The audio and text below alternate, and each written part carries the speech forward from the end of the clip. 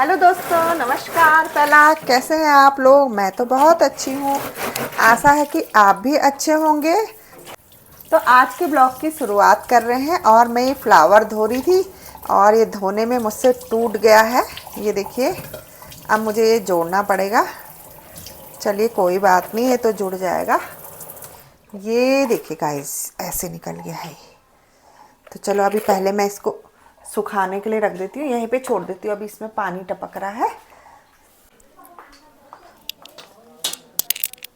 तो गाइस ये देखिए, मेरा सामान बिखरा पड़ा है।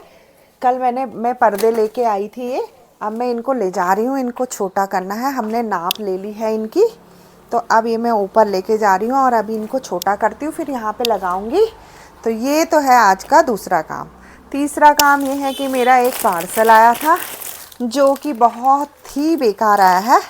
तो मैंने इसको ये रिटर्न के लिए रख दिया है। अब हम इसको रिटर्न कर देंगे। एक कुर्ती मंगवाई थी मैंने। तो गाइस चलते हैं ऊपर की तरफ और ये सब ले लेते हैं और मैं इनको स्टिच करती हूँ, देखती हूँ होता नहीं होता है। और पहले एक टोकरी थी बहुत प्यारी सी, और मैं इसको ले गई थी खेत में। इसमें पिनालू रखे हुए थे और पिनालू बोने के लिए ले गए थे हम। तो ये टोकरी छूट गई थी खेत में ही। तो जब मैं कल गई तो देखा कि ये बंदरों ने मेरी टोकरी तोड़ दी है ये। तो अब मैं सोच रही हूँ कि इसको भी ठीक कर लूँ। तो अब मैं इसको ठीक कैसे कर रही हूँ देखो। वैसे तो मैं इसमें ये पर्दे हैं ना, पर्दे के टैग में मुझे ये प्लास्टिक मिली है। तो इस प्लास्टिक को मैं इसमें डाल के बांध दूँगी। इसमें छेद हैं ये। और वैसे तो मैं इसमें वो भी लगा सकती थी, टेप। लेकिन वो टेप क्या होगी ना, थोड़े दिनों में उखड़ जाएगी। तो मैं इसको ऐसे करके ये गांठ बांध दूँगी और काट दूँगी, और किसी को पता भी नहीं चलेगा कि ये टोकरी जो है टूट गई थी। ये देखिए, और मुझे ना ऐसा ही प्लास्टिक का तार चाहिए हो रहा था। एक बांध दिया। अब दूसरे पर्दे का टैग भी निकालती हूँ मैं। तो मैं तो ये जो टैग में जो प्लास्टिक के तार आते हैं ना, इनको भी बचा लेती हूँ। देखिए कितना बढ़िया यूज़ हो रहा है इसका है। अभी मैं आपको दिखाऊंगी, बिल्कुल सही हो जाएगी मेरी टोकरी और किसी को पता भी नहीं चलेगा कि ये टूटी है। और मैं इसमें अब लगाऊंगी प्लांट्स। और प्लांट्स लगाती तो ये मिट्टी के वेट से ना जो टूटी हुई थी, तो नीचे को गिर के टूट जाती है। एक तरफ को भारी हो जाता ना, तो वो टूटा हुआ और ज़्यादा दिखता। तो ये देखिए गाइस, मैंने कितना बढ़िया। और ये प्लास्टिक ना गलेगा ना टूटेगा, क्योंकि अगर मैं धागे से बांधती इसको, ये देखिए ये हो गया ना सही ये। और अगर मैं इसको धागे से बांधती तो ये धागा जो होता सड़ जाता, गल जाता। इसलिए मुझे प्लास्टिक का ही तार चाहिए हो रहा था। तो ये प्लास्टिक का तार भी मुझे मिल गया है। और बल्कि मैं तो एक गांठ और लगाती हूँ इसमें, पक्का कर दूँगी। मैं जो भी काम करती हूँ बिल्कुल पक्का मजबूत करती हूँ, सालों साल चलने वाला। चाहे काम करने में टाइम लग जाए कोई बात नहीं, लेकिन काम जो है वो बिल्कुल पक्का और बढ़िया होना चाहिए। देखने में भी बढ़िया होना चाहिए, खूबसूरत होना चाहिए।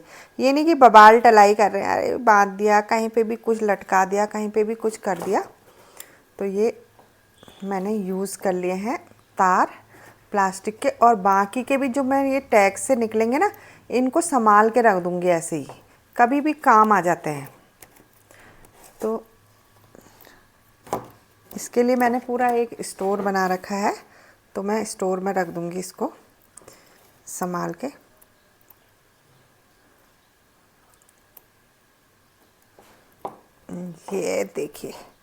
ये देखिए जैसे डॉक्टर लगाता है ना पेट में टाँके, ये वैसे टाँके लग रहे हैं।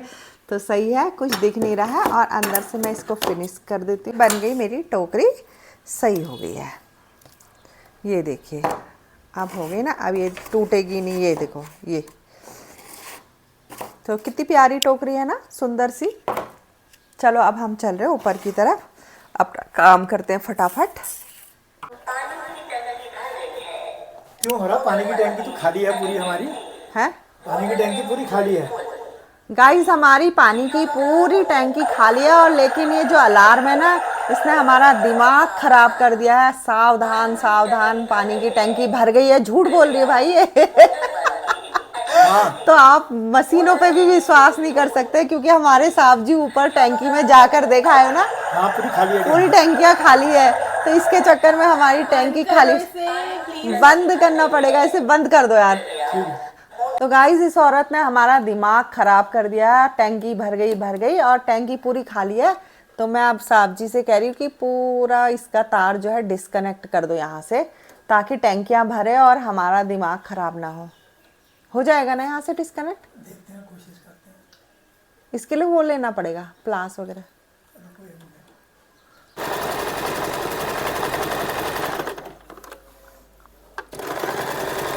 तो गाइस, हमारा पहला पर्दा ठीक होने लग गया है।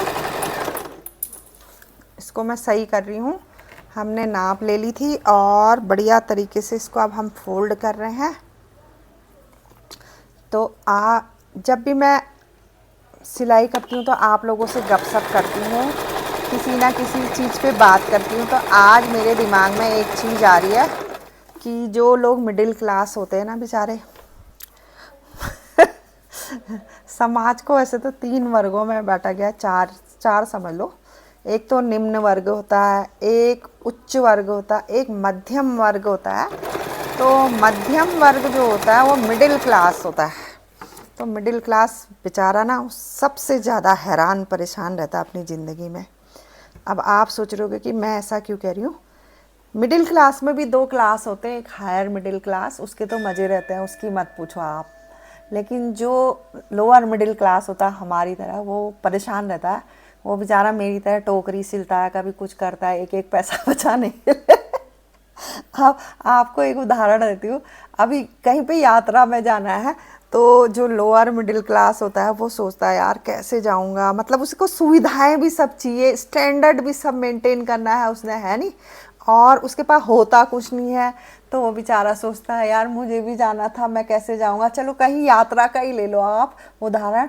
तो जो हाई क्लास होते हैं उनको तो कोई दिक्कत नहीं, उन्होंने एरोप्लेन के टिकट बुक कराए, एसी के ट्रेन के टिकट बुक कराए और चल दिए। और जो लोअर क्लास होते हैं उनको भी कोई दिक्कत नहीं, उन्होंने सर में पोटलियाँ रखी और चलते बने, कहीं पे भी सो गए, कहीं पे भी जो मिला सस्ता वस्ता सब खा लिया पी लिया, उनको डाइजेस्ट भी हो जाता है। लेकिन जो होता है ना मिडिल क्लास, वो बेचारे के पास तो इतने पैसे नहीं होते, लेकिन उसका स्टैंडर्ड होता है हाई। तो वो इतना परेशान रहता है ना अपनी पूरी ज़िंदगी में, दिखाने को वो दिखावा करता है कि मेरे पास ये भी है वो भी है, लेकिन अंदर से बेचारे की जो हालत होती है ना वो हम ही जान सकते हैं। तो गाइस, अगर आपको भी ऐसा लगता है कि मिडिल क्लास के लिए मैं सही बोल रही हूँ तो मुझे बताना। तो गाइस, लग चुके हैं हमारे पर्दे, मैंने ठीक कर दिए ये पर्दे। और देखो कैसे हवा आ रही है बाहर से, पर्दा उड़ रहा है अंदर की तरफ को, तो नेचुरल हवा आ रही है हमारे यहाँ, प्राकृतिक हवा। देखो कितनी ठंडी ठंडी हवा आ रही है। तो इसीलिए मेरे को हो रहा था कि ये नेट वाले पर्दे लगाएं ताकि हवा अंदर आ जाए। और जो ये पर्दे थे ना ये बहुत मोटे थे, ये वैसे ही रह रहे थे जहाँ पर थे, तो इससे ऐसा लग रहा था कि दम जैसा घुट रहा है आजकल। तो सर्दियों में हम फिर से यही वाले पर्दे लगा देंगे। तो गाइज़, आपको कैसे लग रहे हैं हमारे पर्दे? हाँ, और एक बात और कह रही थी मैं कि लोग कहते हैं कि जो हाउस वाइफ होती है या होम मेकर होती है वो पैसे नहीं कमाती है। तो मैं कहती हूँ कि कैसे पैसे नहीं कमाते हैं। अभी कितने पैसे खर्चे होते हैं ना तुम्हारे? 100 कितने? 100 रुपये। 100 रुपये में हो जाता 5 पर्दा? 20 भी लेता, 20 रुपये लेता है एक पर्दे बनाएंगे। तो चलो 100, तो 100 रुपीज़ बच गए हमारे। तो सोचो कि बचत भी तो कमाई होती है। तो मैंने तो आज 100 रुपये कमा लिए हैं और आज रात को होने वाली 100 रुपये की पार्टी। क्या हो रहा है बेटा? बढ़िया। ये आज क्या ले आए यार? ये हल्द्वानी से कोई आए थे ट्राई क्लब, तो उनने मैराथन करवाई थी यहाँ। अच्छा। हाँ। तो आपने भाग लिया उसमें? हाँ। कितने किलोमीटर की थी? 5। अरे गुड यार, वेरी गुड। सोमिल 5 किलोमीटर की मैराथन जीत के आए हैं अभी अभी। तो सोमिल को मिला है एक सर्टिफिकेट और मिला है एक गिफ्ट। तो देखो सोमिल तो बहुत सोमिल अच्छे हमारे छोटे भाई संगम धावक है, धावक पांडे के धावक पुत्र का हैं। अर्थ है रनर। और नरसिंहबाड़ी में रहते हैं। हाँ। और ये बहुत बढ़िया क्रिकेट भी खेलते हैं। इनका नाम हमने जो है प्यार से तेंदुलकर रखा हुआ है। सोमिल अगली बार ताऊ जी और ताई जी को भी बताना। हाँ, ठीक है, जब आ जाओगे तो हम भी दौड़ेंगे हाँ मैराथन में। ठीक है। तो सोमिल को बहुत बहुत कॉन्ग्रेचुलेशन। Thank you. मीटर में आया फर्स्ट। हाँ अभी देखा मैंने। दौड़ के आया। अरे आप रोड देखो से आ रहे हो। सोमिल को सब बधाई दे रहे हैं आज तो, है ना सोमिल? है? आज कैसा लग रहा? बहुत बधाई दे रहे ना सब, अच्छा लग रहा ना? हाँ। चिपका रखे ना। सोमिल कितने में पढ़ता है? 7th 7th में। कौन से स्कूल में? पूर्वांचल। कुरमांचल में। वाह, खूब स्मार्ट है भाई सोमिल। सोमिल के पापा लोग पहले यहीं रहते थे याले घर में। देखो मैं घर भी दिखा देती हूँ, है ना? सोमिल देखो याले घर में रहते थे। ये जो सामने दिख रहा है ना, इस घर में रहते थे तुम्हारे दादाजी, पापा, सब लोग। शाम के 4 बज चुके हैं और हम पहुंच गए हैं शाह समाज की मीटिंग में। शाह समाज की मीटिंग होती रहती है, कभी 2 महीने में तो कभी 3 महीने में एक बार। तो बहुत सारे लोग आए थे, 20-25 करीब आए थे। तो सभी लोग देख रहे थे कि वार्षिक रिपोर्ट पेश की गई इसमें आय व्यय की। तो हम लोग भी देख रहे थे उस रिपोर्ट को। और हमारे साहब जी को थोड़ा लेट हो गई थी, वो घूमने गए थे तो आ गए हैं। और उसमें कई चर्चाएं हुई कई विषयों पर। तो अभी बच्चों के रिजल्ट आए हैं हाई स्कूल और इंटर के। और हमारा समाज जो है, हमारे जो बच्चे अच्छे अंक लाते हैं जैसे 90 CBSE में और 80% उत्तराखंड बोर्ड में, तो उन बच्चों को हमारा समाज सम्मानित करता है। तो इस विषय पे भी चर्चा हो रही थी, उसकी तारीख निश्चित की गई। और सोच रहे थे कि उत्तराखंड वालों का भी बढ़ा दे। तो हम लोगों ने फिर डिसाइड किया कि उत्तराखंड बोर्ड में तो हमारे बच्चे पढ़ते ही बहुत कम है और 1-2 ही होते हैं, वो भी टॉप कर लेंगे तो बहुत बड़ी बात है। तो 80% ही रखी उनकी लिमिट। तो सभी लोग इस बात पे सहमत हो गए थे। फिर चर्चा हो रही थी कि एक पत्रिका निकाली जा रही, तो उसमें कैसे कैसे लेख प्रकाशित किए जाएंगे। तो और ये भी हो रहा था कि पैसे वगैरह कैसे जुटाए जाएंगे और कैसे सदस्यता बढ़ाई जाए। और इसी बीच चाय पानी आ गई और हम सब चाय पी रहे हैं। प्रीति शाह वीडियोस को लाइक करो,